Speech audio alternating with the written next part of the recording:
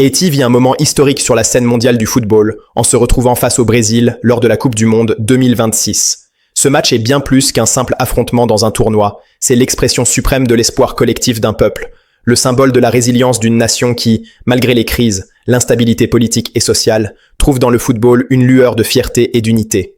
La qualification d'Haïti pour ce mondial marque une étape monumentale dans l'histoire du sport haïtien. La première participation depuis 1974, une attente de 52 ans qui a transformé chaque supporter en un messager de rêve et chaque joueur en un porteur d'espoir pour des millions de cœurs battant au rythme des grenadiers.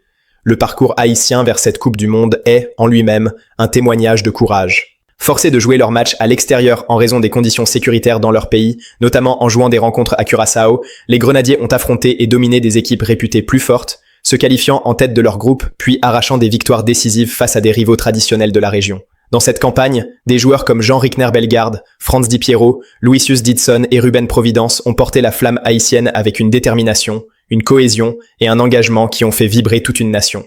Aujourd'hui, Haïti se retrouve face à l'un des géants du football mondial, le Brésil. Une sélection auriverde qui a construit sa légende sur la magie, la technique, la vitesse et l'audace offensive.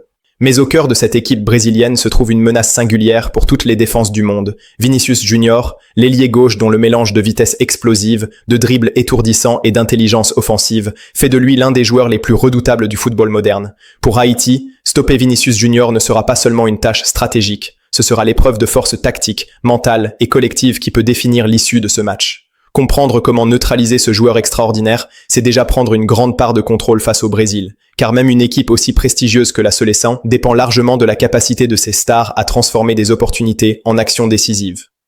Le Brésil, avec son histoire glorieuse de victoires mondiales et son football fluide, technique et puissant, représente un défi de taille pour n'importe quel adversaire. Vinicius Junior, aujourd'hui âgé d'environ 25 ans, évolue principalement comme ailier gauche et possède une capacité remarquable à accélérer, changer de direction rapidement, dribbler en 1 contre 1 et créer des occasions de but pour lui-même ou pour ses coéquipiers.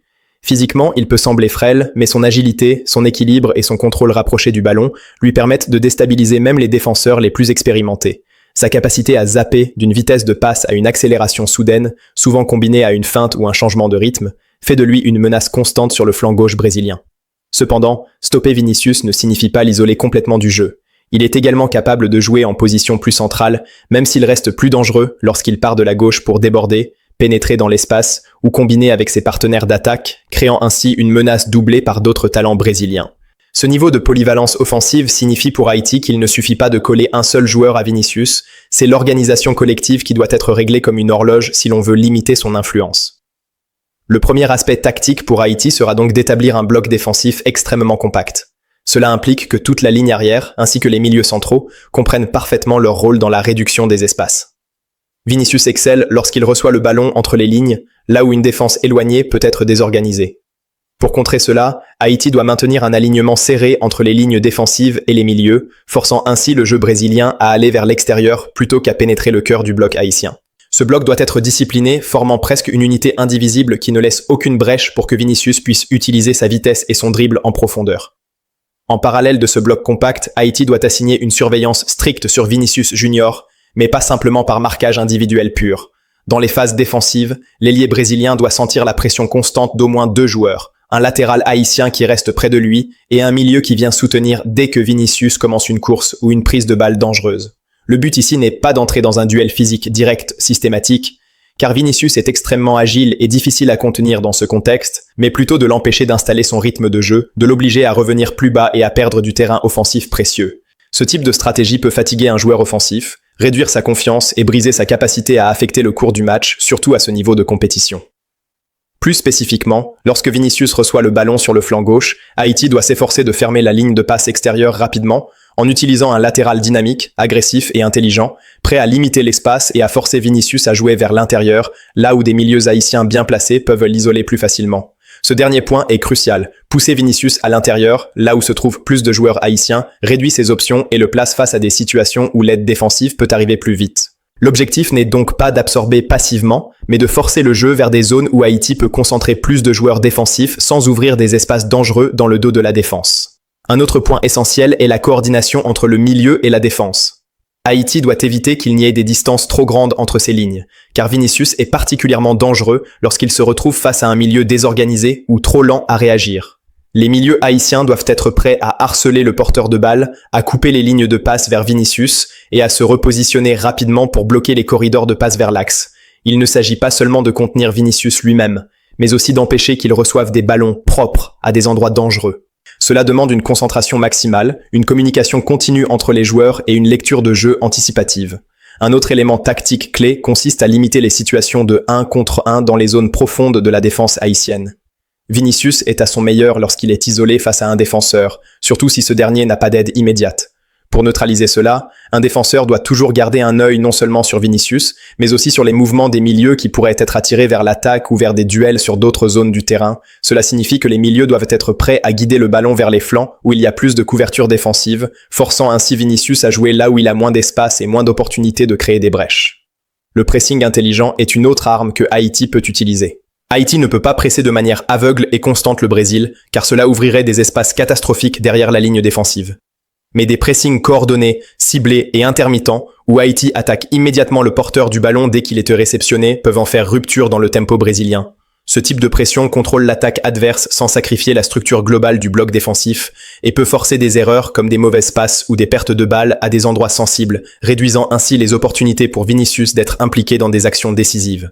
Enfin, au-delà de la défense pure, Haïti doit utiliser l'intelligence collective et la discipline émotionnelle pour rester cohérent pendant les 90 minutes. Voire plus. Face à un joueur aussi dynamique que Vinicius, une seule erreur d'inattention, une perte de concentration ou une réaction émotionnelle mal placée peut créer un déséquilibre fatal. Les joueurs haïtiens doivent rester calmes, parler constamment entre eux et s'assurer que chaque repositionnement défensif soit fait avec conscience et coordination, limitant la capacité de Vinicius à exploiter les moindres espaces laissés. Il ne faut pas oublier non plus la dimension physique et mentale du défi. Frustrer un joueur aussi vif que Vinicius, c'est aussi le forcer à multiplier les efforts, à répéter les dribbles et à tenter des actions de plus en plus difficiles, ce qui peut à terme diminuer sa précision, sa lucidité et son influence. Face à ce type d'adversaire, la meilleure défense n'est pas seulement le marquage strict, mais l'organisation collective, la patience, la coordination et la discipline totale. Le rôle d'avantager ses propres transitions et de piocher dans ses propres forces offensives, même si l'on s'attend à subir la majeure partie du match, est tout aussi important. Chaque récupération peut être exploitée pour des joueurs rapides et techniques comme Luisius Didson ou Franz Di Piero, mais toujours avec l'intelligence de ne pas exposer immédiatement la défense arrière à une contre-attaque brésilienne rapide. L'équilibre entre la recherche d'opportunités offensives et le maintien d'une base défensive solide doit rester au centre de la stratégie haïtienne. Haïti a défini son plan défensif pour contenir Vinicius Junior, mais maintenant, l'autre côté de l'équation devient tout aussi important. Comment Haïti peut créer des opportunités, surprendre le Brésil et espérer marquer? La première règle fondamentale est de comprendre les faiblesses potentielles de la sélection malgré sa puissance apparente. Comme toutes les équipes ultra-offensives, le Brésil laisse des espaces lorsqu'il avance pour créer du jeu et chercher le contrôle du ballon. Les milieux brésiliens, souvent focalisés sur la distribution et le soutien aux ailiers, peuvent être vulnérables dans les transitions rapides si Haïti récupère le ballon de manière efficace et immédiate. La clé est de transformer chaque récupération en une attaque éclair, exploitant la vitesse et la coordination des joueurs haïtiens pour lancer un contre avant que le Brésil ne puisse se replacer. Le choix des moments pour attaquer est stratégique. Haïti doit identifier les zones où le Brésil s'expose. Par exemple, lorsque Casemiro ou d'autres milieux centraux brésiliens avancent pour participer à la construction du jeu, ou lorsque les latéraux brésiliens montent trop haut pour soutenir Vinicius et Richarlison. Dans ces instants, un ballon rapidement récupéré peut déclencher un 3 contre 2 ou 2 contre 1 sur les côtés, permettant à Haïti de créer une supériorité numérique temporaire, de déstabiliser le bloc brésilien et de générer des occasions de tir. La structure offensive haïtienne doit être simple mais efficace. L'idée n'est pas de chercher à dominer le Brésil à la passe ou de construire un jeu complexe dans leur moitié de terrain, car le risque de perte de balles et de contre rapide est trop grand. Au contraire, Haïti doit privilégier la verticalité en orientant rapidement le ballon vers les attaquants mobiles ou vers les ailiers capables de prendre le couloir et d'exploiter la profondeur. Les passes doivent être courtes et précises, mais surtout rapides, pour surprendre une défense brésilienne parfois plus préoccupée par la possession que par la couverture immédiate des espaces.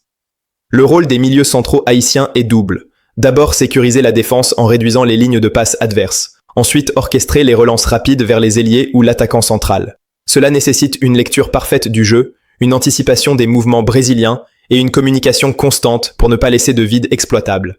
Dans ce système, le timing des passes et la synchronisation des courses sont essentiels. Un seul faux mouvement peut transformer un contre prometteur en situation dangereuse pour Haïti.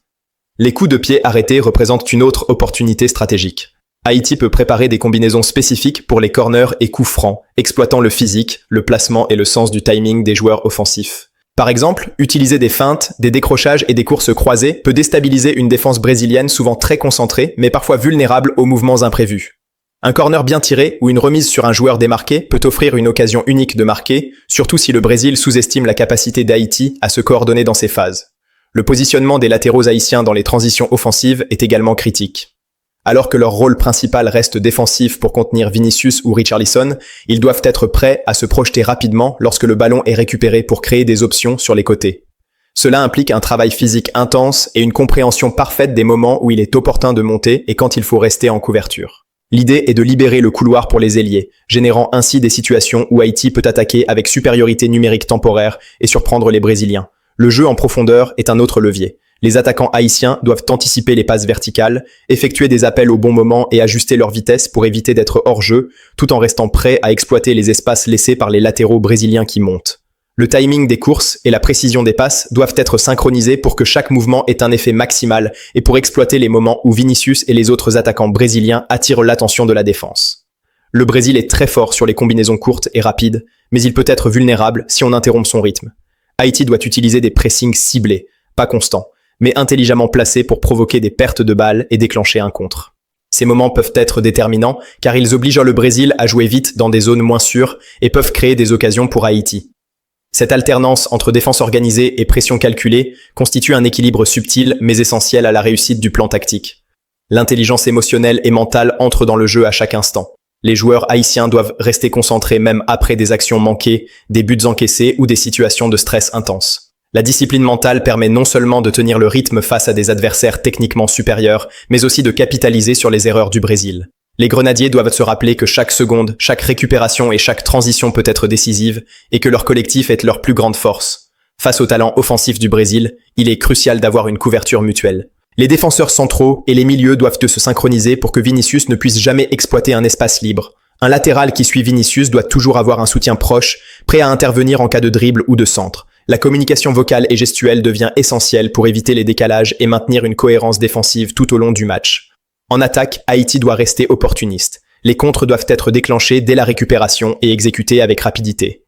Un joueur comme Luisius Didson ou Franz Di Piero doit être capable de recevoir un ballon et d'attaquer immédiatement, exploitant les trous laissés par la montée des latéraux brésiliens. Les transitions doivent être simples. Un centre ou une frappe rapide peut suffire pour créer un danger réel.